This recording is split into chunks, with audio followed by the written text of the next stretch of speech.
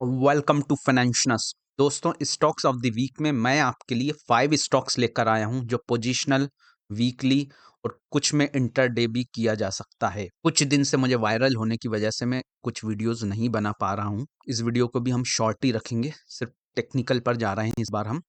तो मेरा पहला स्टॉक है IEX और ये फर्स्ट स्टॉक मैंने इसलिए चूज किया है क्योंकि ये स्टॉक पोजिशनल, स्विंग ट्रेडिंग और लॉन्ग टर्म सबके लिए बहुत अच्छा है और मुझे लगता है हर एक इंसान को इसमें अभी पोजीशन बनाना चाहिए। ये IEX का चार्ट लगा रखा है, ये देखिए, ये वीकली चार्ट लगा रखा है। इसमें लगातार गिरावट हो रही है, गिरावट हो रही है। ऑलमोस्ट 300 प्लस के लेवल से आप देखेंगे, 320 के लेवल से इसने बॉटम बनाया है 135 अराउंड।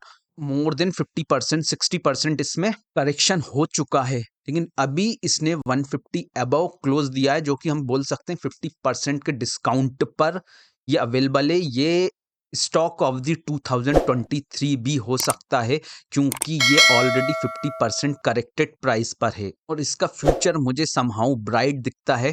तो अगर हम चार्ट की बात करें तो आप देखेंगे प्रीवियस ये एक रेंज था, ये जो रेड लाइन, दो रेड लाइन के बीच में ये वीकली चार्ट लगा रखा है।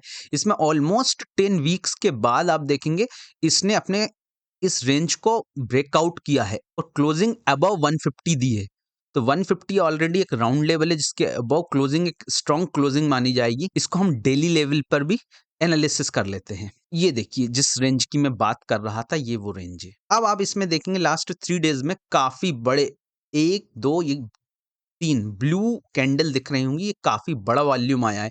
तो यहाँ पर कोई बड़ा FII और DII यहाँ पर पोजीशंस बना रहा है क्योंकि एक बहुत अच्छे करेक्टेड प्राइस पर है। और दोस्तों, हम जो बोलते हैं गिरता हुआ स्टॉक होता है, it's like a falling knife, हम उसमें हाथ नहीं डालते हैं। तो ये आप देखेंगे जो 10 हफ्ते की ऑलमोस्ट जो कंसोलिडेशन है, यहाँ पर इसने बेस फॉर्मेशन किया है ये जो है, और अब इसने इसको ब्रेकआउट किया है। तो हम बोल सकते हैं कि शॉर्ट टर्म में इसका बॉटम बन चुका है। तो ये जो बॉटम है 10% डाउन साइड का, ये छोटा सा है और इसकी अपसाइड बहुत ज्यादा है। अगर आप इसको देखिए, स्टेज बड़ा करके देखेंगे, head and shoulder kind of pattern भी बना रहा है। हालांकि इस पैटर्न को हम ज्यादा इंपॉर्टेंस यहाँ पर नहीं दे सकते। ये मैंने आपको क्योंकि स्ट्रेच कर कर दिखाया है। इसको हम ऑटो पर चले जाते हैं। ये देखिए, ऑटो पर उतना बड़ा रेंज नहीं है, तो ये exactly head and shoulder pattern भी नहीं है, लेकिन ये देखिए इसने यहाँ पर बहुत ही कन्विंसिंगली ब्रेकआउट दिया है वॉल्यूम के साथ। तो यहाँ पर एक एंट्री बनता है। अगर आप देखेंगे तो एक स्मॉल टाइम फ्रेम में ये ट्रेंड लाइन था, इसका भी इसने ब्रेकआउट यहाँ पर, इसको इस तरीके से ले सकते हैं, इसको भी इसने ब्रेकआउट कर दिया है। तो हमें दो दो कंफर्मेशन मिल गए हैं, ट्रेंड लाइन का ब्रेकआउट हो गया है और इसकी रेंज का ब्रेकआउट हो गया है। और जो कंपनी जो है काफी प्रॉफिटेबल बिजनेस में वर्क करता है, तो इसलिए मैं इसको लॉन्ग टर्म के लिए ही बोलूंगा। लेकिन जो लोग पोजिशनल रखना चाहते हैं तो आइए उनके SL एंड टारगेट डिस्कस कर लेते हैं। ये देखिए, इसको 151 के अबव बाय करना है, 151.20 के। फर्स्ट टारगेट हमारा 165 निकल कर आ रहा है, जो इस रेजिस्टेंस का होगा।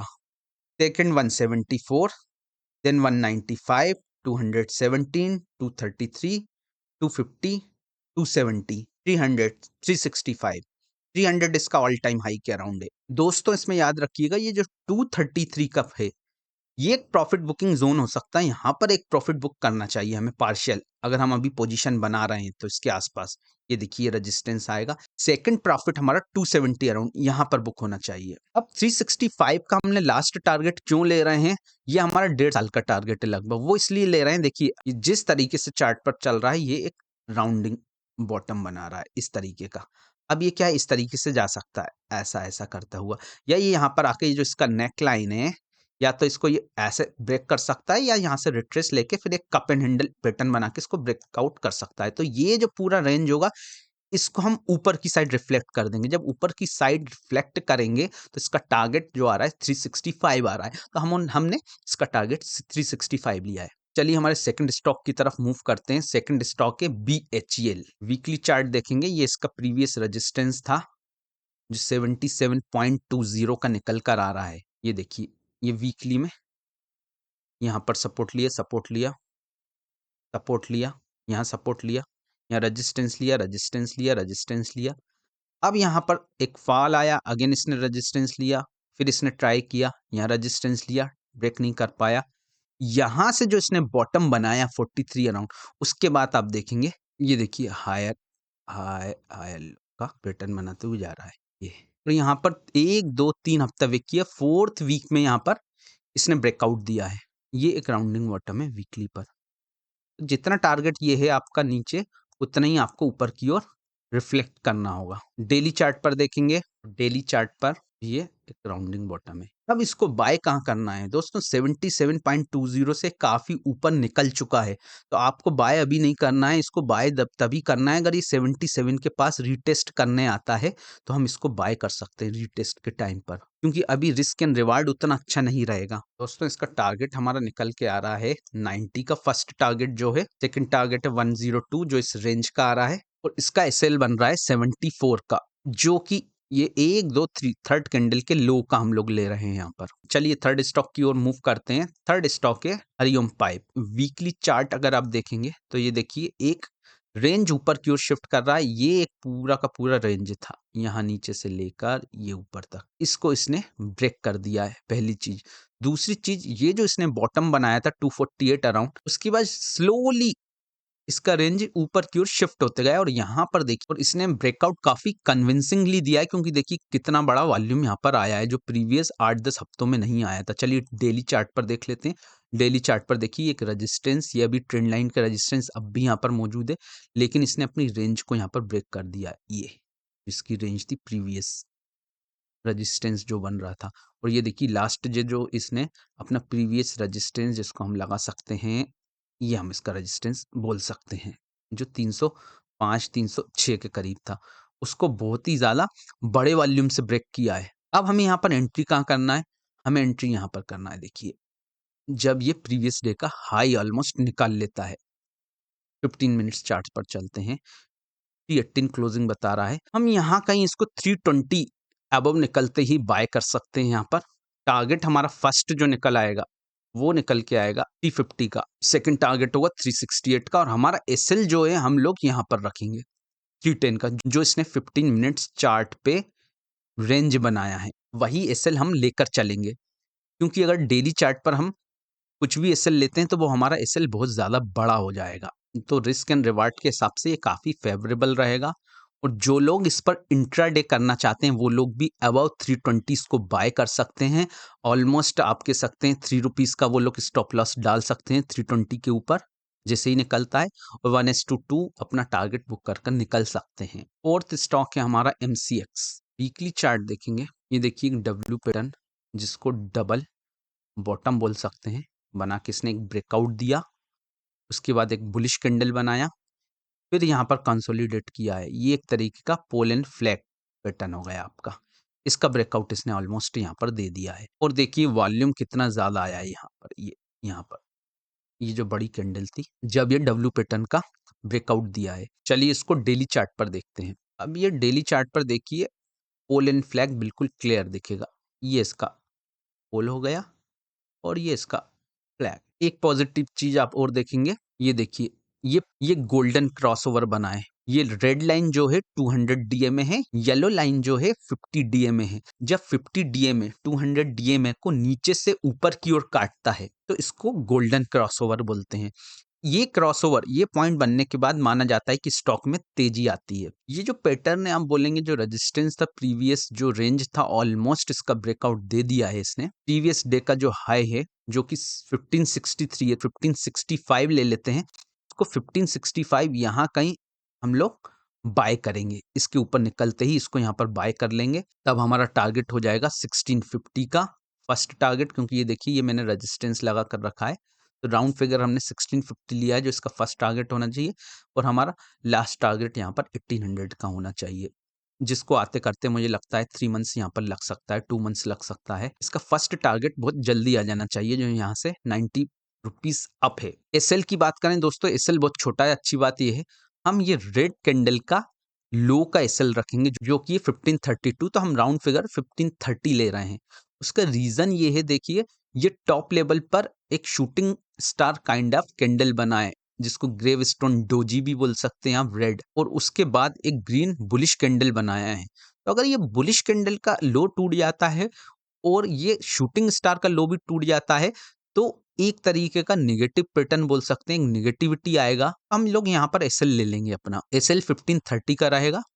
रिस्क एंड रिवार्ड के हिसाब से काफी अच्छा ट्रेड हो सकता है ये। हालांकि इसको हम शूटिंग स्टार कंप्लीट नहीं बोलेंगे, क्योंकि ये एग्जैक्ट अब ट्रेंड नहीं चल रहा है। ट्रेंड तो यहाँ पर है, लेकिन यहाँ पर कंसोलिडेशन भी हो रहा है, पर यहाँ पर नेगेटिविटी बोला जाएगा, क्योंकि एक तरीके का ये जो ऑलमोस्ट ऑलमोस्ट जो ब्रेकआउट दे दिया है, बोल सकते हैं दे ही रहा है, तो ये भी एक फेल्यूर होगा, तो यहाँ से तेजी से शार्प सेलिंग आ सकता है। चलिए हमारे फिफ्थ एंड लास्ट स्टॉक की ओर बढ़ते हैं, जिसका नाम है एबी कैपिटल। ये वीकली चार्ट लगा रखा है, आप देखेंगे एक रेंज में चल रहा है इतने टाइम से। एक डाउन ट्रेंड चल रहा था, उसके बाद से ये बॉटम बना के अपने प्रीवियस लो को देखिए यहाँ पर ब्रेक नहीं कर रहा है। पहले ये लो बनाया है, फिर ये बनाया है, फिर ये बनाया है, और यहाँ पर ये रेजिस्टेंस पे आप देखें कितनी बार, एक बार, दो बार, और ये तीसरी बार हिट किया है। तीसरी बार ऑलमोस्ट वीक हो जाता है। ऑलमोस्ट ऑलमोस्ट इसको यहाँ पर ब्रेक कर दिया। यहाँ पर 2-3 दिन रुका भी है इसको ब्रेक, यहाँ पर सॉरी 2-3 वीक्स रुका भी है इसको ब्रेक करने के लिए। डेली चार्ट में देखेंगे, देखिए ये ब्रेकआउट दिया है। पहली चीज तो आपको इसमें हेड एंड शोल्डर दिख रहा होगा। ये देखिए, ये किसका शोल्डर हो गया, ये इसका हेड हो गया, ये अगेन शोल्डर हो गया। इसका ब्रेकआउट तो ऑलरेडी हेड एंड शोल्डर का दे चुका है, इनवर्सली हेड एंड शोल्डर। तो ये एक बुलिशनेस ऑलरेडी स्टॉक में हो गया। अब अगेन आप देखिए गोल्डन क्रॉसओवर बना हुआ है, जो मैंने अभी प्रीवियसली एक्सप्लेन किया है। 50 डीएमए ने 200 डीएमए को ऊपर की ओर कट कर दिया है। हालांकि मैं इनको बहुत ज्यादा इंपॉर्टेंस नहीं देता हूँ, मेनली मैं कैंडल स्टिक ही देखता हूँ, फॉलो करता हूँ। अच्छा, आप लोग एक चीज और सोच रहे होंगे कि मैंने इसमें आरएसआई लगा रखा है और दूसरे चार्ट में आरएसआई नहीं लगाया है। दोस्तों, मैं बहुत ही कम इंडिकेटर यूज करता हूँ। टोटली मेरा 80% एनालिसिस कैंडल स्टिक बेस पर ही होता है, लेकिन मैं मूविंग एवरेज और आरएसआई लगाता हूँ, आरएसआई को देखता हूँ। उसमें आरएसआई में सिर्फ कुछ चीजों को मैं इंपॉर्टेंस देता हूँ, वो जरूर देखता हूँ। और आरएसआई अपने आप में एक बहुत वास्ट इंडिकेटर है, उसकी कुछ डीप चीजों को मैं एनालिसिस करता हूँ। लेकिन मैंने अदर चार्ट में आरएसआई आपको इसलिए शो नहीं करा है क्योंकि उसकी जरूरत नहीं है। जो मुझे देखना था उन सब में मैंने देख लिया। आरएसआई मुझे पॉजिटिव दिखा है।